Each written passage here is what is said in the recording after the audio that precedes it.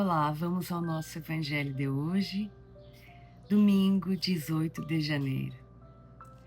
Vamos fechar os nossos olhos, elevar o nosso pensamento ao Pai, a Deus, e agradecer por mais este dia que se inicia.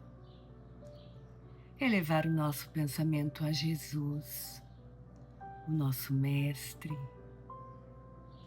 nos conectarmos com a espiritualidade amiga e neste momento poder senti-los, o nosso anjo da guarda, os espíritos amigos e protetores.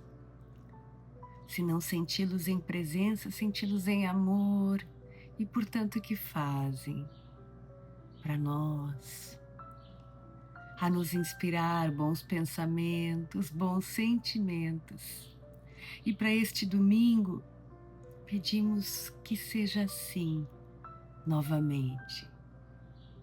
Que seja um dia de luz, um dia calmo, um dia sereno, um dia de pensamentos bons, de reflexões profundas, de resoluções, se assim for necessário. Ou então um dia de sorrisos, alegrias leves, verdadeiras, nos nossos lares, nos nossos encontros. Para isso pedimos que permaneçam conosco, espíritos amigos, hoje e para todo sempre. Que assim seja. Muito bem, vou baixar um pouquinho. Vamos ao Evangelho segundo o Espiritismo. Vamos ver uma reflexão para hoje.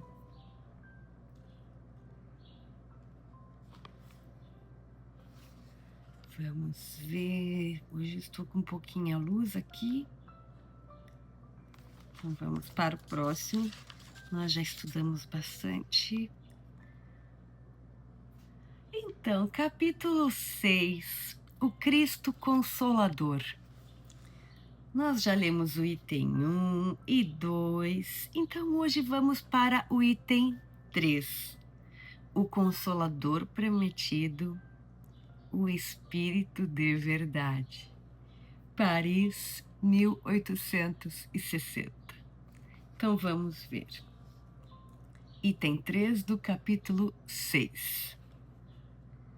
Se me amam, disse Jesus, sigam os meus mandamentos, e eu rogarei a meu Pai para que envie outro Consolador, para que fique eternamente com vocês.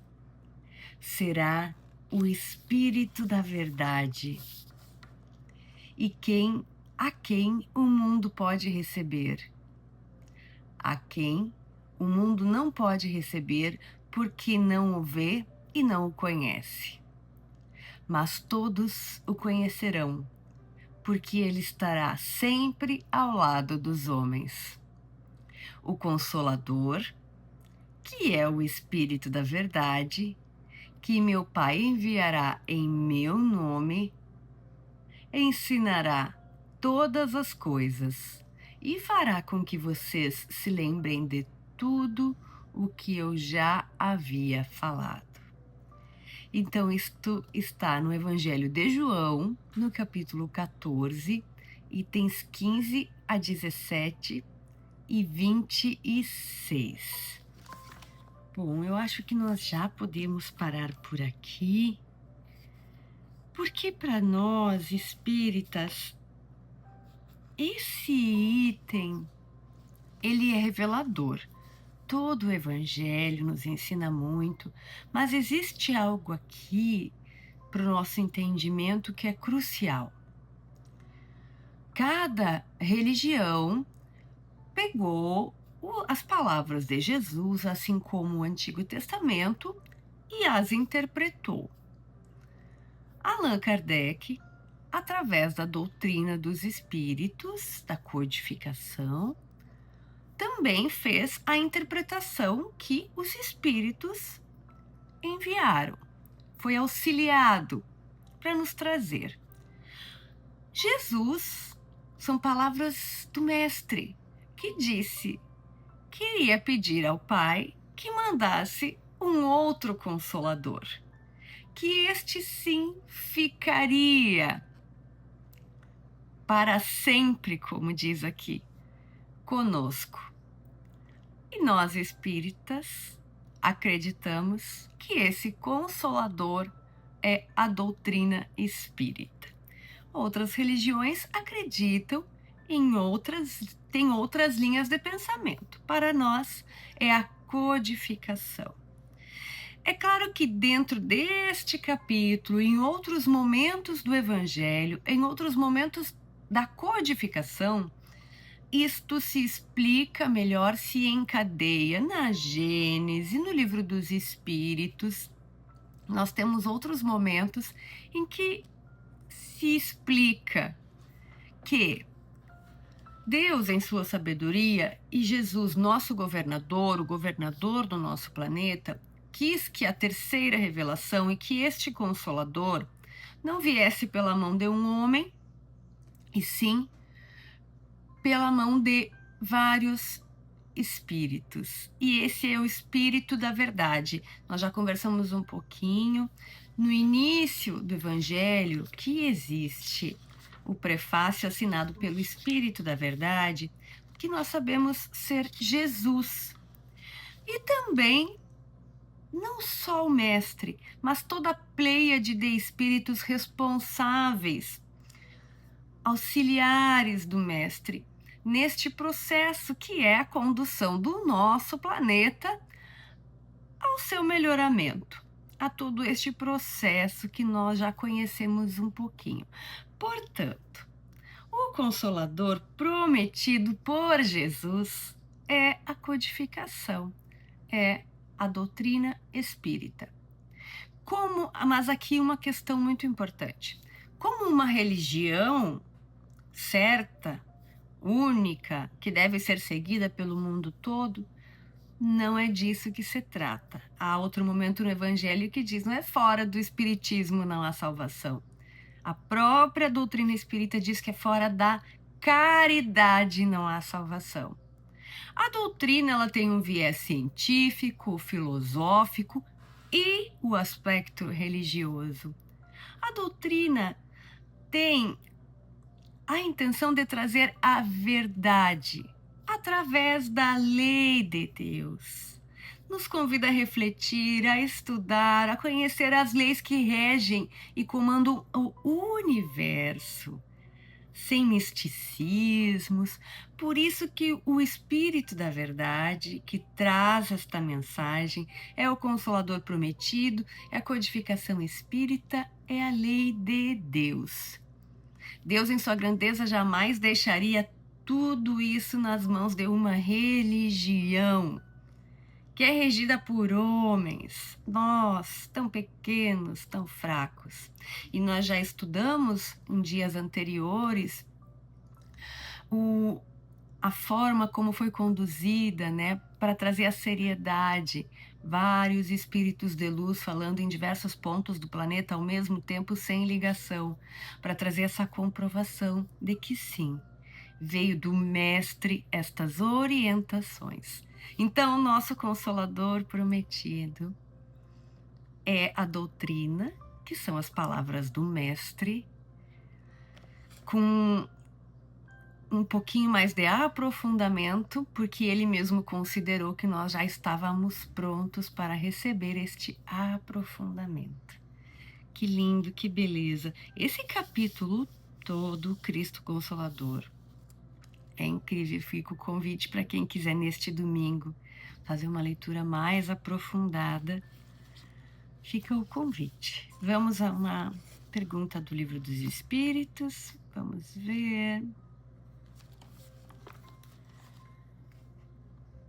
Lei de Deus ou lei natural? Olha que nós estávamos falando dela. Nós já conversamos aqui, mas sempre é bom a gente recapitular. A lei divina ou natural é uma só, é a lei de Deus. Nós não temos palavras, vocabulário para explicá-la. Então, didaticamente, os espíritos orientaram Kardec a nos ensinar assim: a lei divina ou natural é a lei de Deus, rege tudo, governa tudo. E didaticamente dividiu em 10 leis, que nós vamos pincelando ela aqui: lei da adoração, lei de conservação, lei de destruição, lei do trabalho, enfim, são 10 leis. E aqui nos veio hoje lei de Deus ou lei natural. Pergunta 617A. Kardec perguntou: é permitido ao homem se aprofundar no estudo das leis da matéria e das leis da alma? Kardec está perguntando, então a gente não estaria cometendo algo errado em nos aprofundarmos no estudo das leis da matéria e das leis da alma? É permitido ao homem?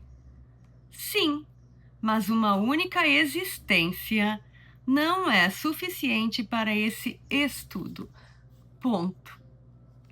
E não é que é verdade? Pena que nós, homens encarnados, reencarnados, temos tanta dificuldade porque somos orgulhosos e achamos que em uma existência vamos desvendar todos os mistérios.